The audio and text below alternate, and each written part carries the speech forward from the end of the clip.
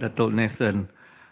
Saya Yang Muhammad Center Datuk Seri Dr. Mujahid, saya tak dapat respon kerana duduk di bangku ni, tapi saya ada satu pantun saja. Okay. Gunung Kinabalu tinggi menjulang, Sungai Rajang mengalir tenang. MA63 asas terbilang, negara dibina, rakyat pun senang. Okay. Seterusnya saya mempersilakan pembahas kita yang terakhir, Yang Berhormat Senator Tuan Robert Lau Hui Yew. Dipersilakan.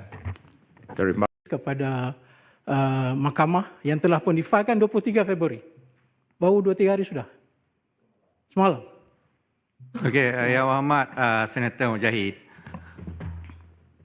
Selagi Yang Berhormat tidak menyentuh interpreti secara detail apa yang dimaksudkan di dalam perkara yang difailkan, itu tidak termasuk dalam subjudisi.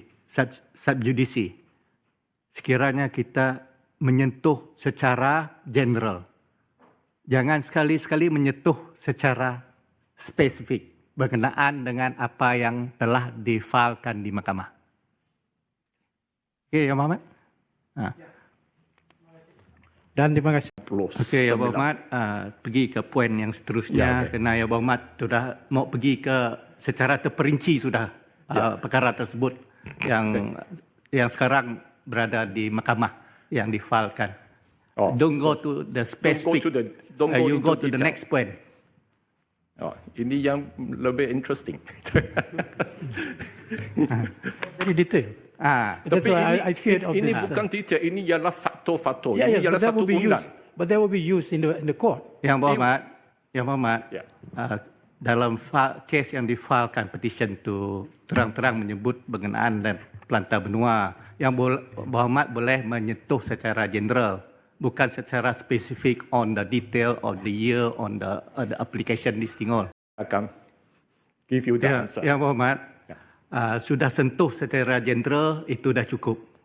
Terima kasih. Terima kasih Yang Berhormat Senator Tuan Robert Lau Hui Yew. Pucuk pauh di tepi perigi, mari dipetik si anak darah. Berakhir sudah persidangan hari ini. Moga diberkati usaha untuk negara.